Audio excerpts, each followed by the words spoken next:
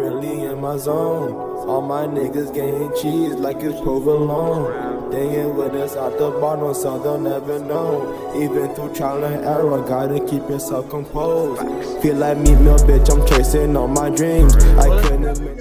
Yes, and welcome back to another video on the Big Steph channel, and we're here after Arsenal's devastating 2-0 loss at the Emirates to Aston Villa. Firstly, I'm here with Jonathan Sherman. Maddie. It was a tough result, firstly, to take, but the lineup I want to talk on because the lineup is something that, to me, was very intriguing. We saw a lot of attacking options brought in. We saw Trossard, Havertz, Jesus all in the same lineup. What do you think about the lineup going into the game, and how are you feeling going into the game? Very mixed reaction. I mean, the reality is, I feel like Arteta is trying to figure out how to improve sustainability and endurance throughout this run-in. So he's had to switch up the lineup a bit. You could have seen that in the pregame. But the reality is just because you switch up the lineup doesn't mean that it's going to give you any better benefits. And in this case, he did it, and it didn't work. Yeah. How do you feel? How do you feel about the lineup, first of all? I think today against Villa, we should have started Martinelli on the wing. His pace is incredible, and Leo's amazing, but he doesn't have that pace that Martinelli gives. So in this situation, I think in the first half, especially with all of our chances, if Martinelli was out on that left wing, he would have given us a couple opportunities that we didn't get to have. That's intriguing because even watching, I thought Trossard didn't play bad, but I thought Trossard defensively was helping us out a lot. Something I thought Martinelli, he does do, but probably, especially we see the first goal, Leon Bailey on the back post, Martinelli not there to cover that. How are you feeling about, before we even touch on the goal, the first half I thought was a great performance. We looked absolutely great. Really good, yeah. Yep. Martin Odegaard pulling the strings, absolutely brilliant. They hit the post. It was a tight but a good first half from Arsenal. What are your feelings going into halftime? Well, I'm with Manny on this one. I mean, the problem that you have with Arteta is that, some teams are going to really play tough on the counterattack because they have a lot of speed, like Diaby, like Watkins. So I'm totally with Manny. One of the challenges that Arsenal had in this game was its ability to be able to beat some of those counterattacks. When Watkins or Diaby or even Tielemans would get isolated, they would just take the ball and run with it. Arteta should have known that, and I think that this is one of the biggest challenges I have with Arteta sometimes is he saw the game in December. He saw what Villa did at Villa Park. He should have adjusted to that, and I don't know that he did. No, I agree. I mean, I think going into the halftime, we had a couple chances. Trossard should have put that goal away in the first half. We're lucky that Villa didn't score on that post shot in the first half, but we should have maybe studied the film a little bit better from that initial game earlier in the season against Villa at Villa Park.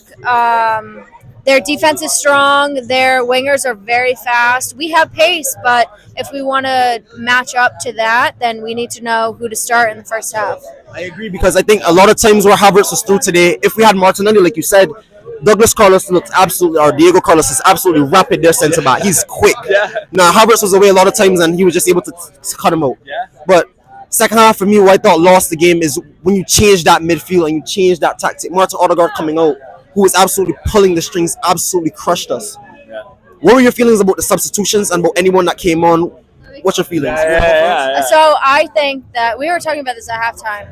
I think that when Tommy came on in the second half, he should have came on for Zinni. I don't think he should have taken Ben White out. That pairing that Bukayo Saka and Ben White have on that right wing is indescribable, and no one else can make up for that. So I think realistically, they should have taken Zinni out, put Tommy in for him on that left wing. Zinni was weak in the first half. He gave up a couple mistakes. Second half as well, too, to be honest. Yeah.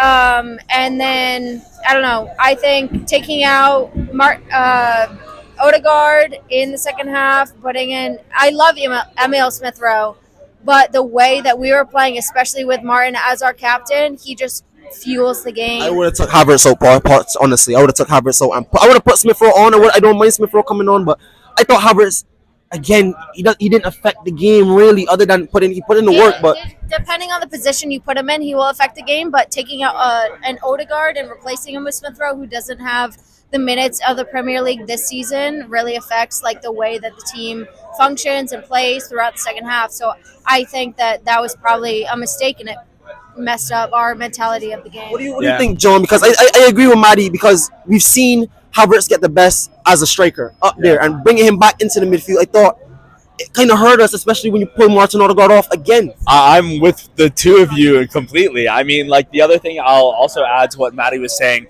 about Zinchenko is like, so there was this moment where Zinchenko, and you could kind of see it, maybe this was Arteta's thinking, there's a moment where you see Zinchenko kind of cross into the middle and he like pushes up the offense. And that kind of helped improve our possession stats. It helped us really box in the defense in Villa. And I think maybe to Maddie's point, what happened was Arteta was thinking, oh, like Zinchenko, that's right, he can kind of play offense. He also is a good defender. Like, I'll keep him in. But the reality is that it's absolutely true. Like, Zinchenko runs out of steam. So even if you do that, you still have to be able to account for the fact that Zinchenko's not going to make that in all 90 minutes. So there's like huge challenges like that. And you see this with Havertz all the time. I'm really sorry, but like it's so true. When Havertz on his game, he's on his game. When he is not on his game, you have to pull him out. He like runs out of steam and he can't hold the midfield like Odegaard or some of the other players on our team like Rice, etc. I think Havertz had a decent game today, definitely. I mean, he has that pressing mind. He can run back with his speed on the defensive side. But, I don't know, in the final third, I think at this point of the season, especially last year too, we struggled with finishing. And so right now we're thinking mindset is we want to win the league. We're still in the Champions League, but we need to dig deep and figure out a way to win these games. And today we just couldn't find a way to finish in the final third, which screwed us over. Yeah. I mean, also to that too, like the biggest thing we were talking about is we found this amazing way at the beginning of the season to score goals from all across the pitch. And today that, I'm sorry, really dropped off. So one of the things we were talking about is like the presence and need in the summer for more like attacking reinforcements because of this exact issue. Like some days you literally just need a striker to carry your team through. Yep, today for us was one of them. Today for me was one of them, but it's a crushing result. Going on to Wednesday. Wednesday is a massive game. We need to win Wednesday at the Allianz, a place that has given us nightmares over the last few years. Seeing that you guys have made good points about the midfield and the front line, what would you like to see differently going into that Bayern Munich game on Wednesday? Maddie? Me first? Okay.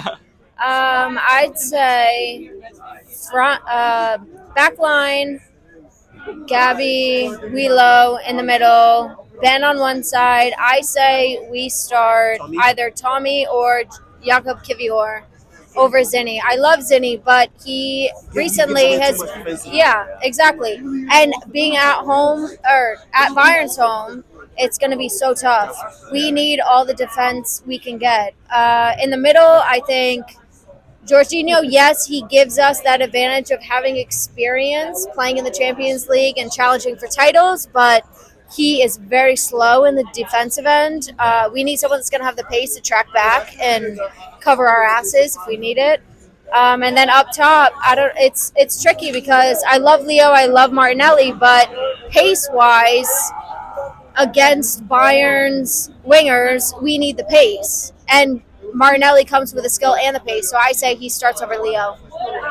I mean, I think watch the matchup between Gabi in the back, Gabriel, and Musala. I think that's going to be like a huge duo there because Musala can open up the offense and the midfield for Bayern, and Gabi and Saliba really have to like hone that defensive partnership to like keep the midfield really contained and tight.